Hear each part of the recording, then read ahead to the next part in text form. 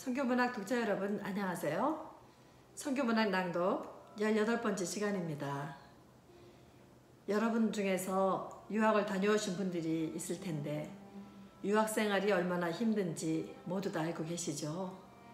오늘은 한국에 유학 왔던 한 중국 유학생에 대한 이야기를 나눠보도록 하겠습니다. 성교문학 응답 유학생의 하나님 7일 새벽에 기도하는데 3일을 금식하라는 감동이 왔다. 이틀 동안 금식이 전혀 힘들지 않았다. 3일째 되는 날은 바로 출국을 앞두고 아무래도 섭식을 해야겠다고 했더니 남편 김선교사가 자신이 대타로 3일을 채워주겠다고 한다. 수일 전에 연세대학교에서 신학박사 과정을 공부하고 있는 중국 유학생인 문형재로부터 문자가 왔다. 다음 학기 논문 등록비 80만 원을 바로 내야 한다는 것이다. 그 문자를 보며 나는 참으로 난감해졌다. 왜냐하면 문형재는 이번 학기에 논문을 끝내기로 나와 약속을 했기 때문이다. 그런데 이번 학기에 논문을 완성하지 못해 다음 학기에 또 논문 신청을 해야 하는 것이다. 그러니 논문 지도비를 내야만 계속해서 논문을 쓸 수 있는 것이다.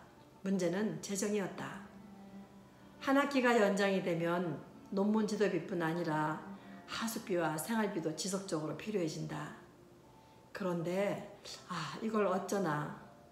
문형재를 그동안 도와주던 분은 이번 학기까지만 돕겠다고 했는데 문형재가 연세대학교에서 전액 장학금을 받고 신학박사 과정을 시작하였을 때부터 나는 문형재를 돕게 되었다. 처음에는 매달 생활비를 20만 원씩 도왔다. 물론 지구촌 성교문학 성교회에 후원하는 분들을 통해서였다.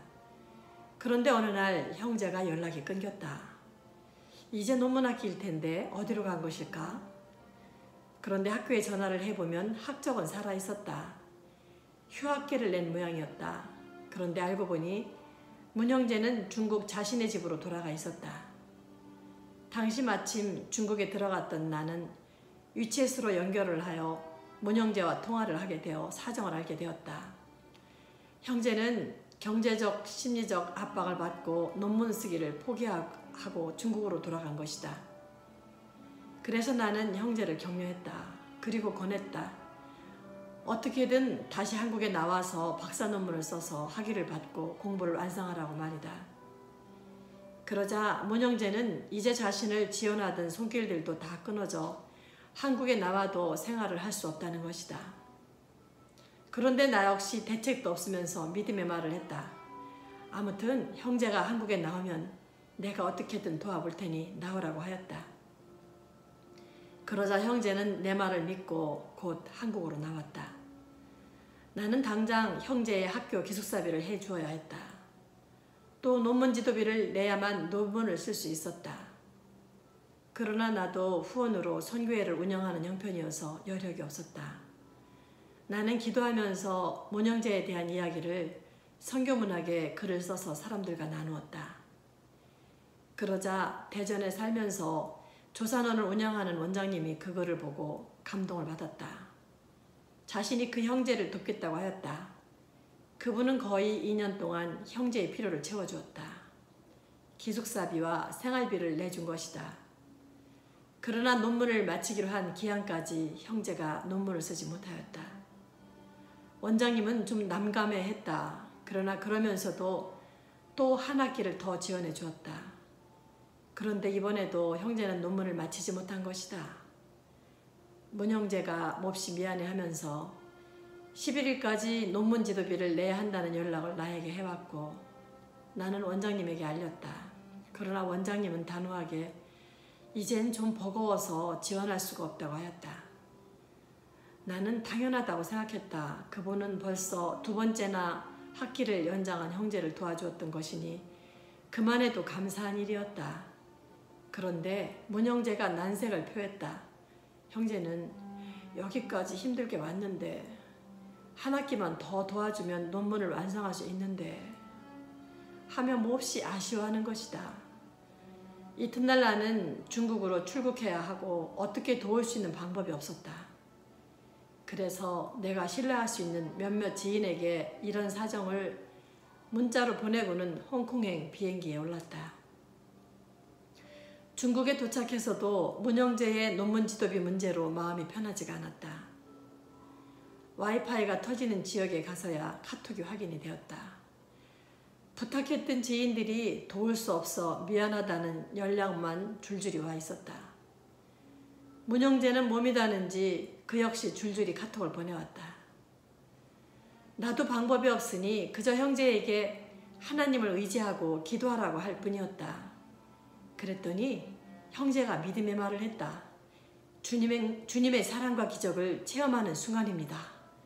라는 문자를 보내온 것이다. 11일 밤 자정까지 납부하지 않으면 자동으로 재적 처리된다는데 이걸 어쩌나. 나는 몸은 중국에 와 있으면서도 마음은 문영재의 문제로 한국에 가 있는 것 같았다. 밤 9시가 넘어가고 있었다.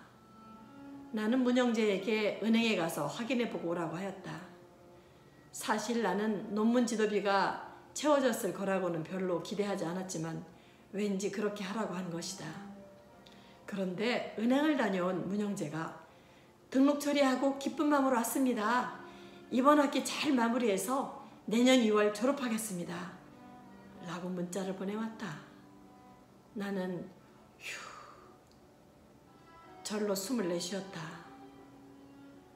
어쨌든 나도 이제 마음이 가벼워졌다. 진실로 유학생의 믿음을 보시는 하나님을 체험하는 순간이었다. 그리고 7일 새벽 내게 3일을 금식하라고 하신 성령님의 뜻도 깨달았다. 바로 이 문제를 응답해 주시려고 그런 감동을 주셨던 것이다. 누가복음 18장 8절 말씀. 내가 너희에게 이르노니 속히 그 원한을 풀어주시리라. 그러나 인자가 올 때에 세상에서 믿음을 보겠느냐 하시니라. 누가복음 18장 8절 말씀. 선교문학 낭독 18번째 시간이었습니다. 이제 저는 19번째 시간에 여러분을 만나 뵙도록 하겠습니다. 여러분 안녕히 계세요.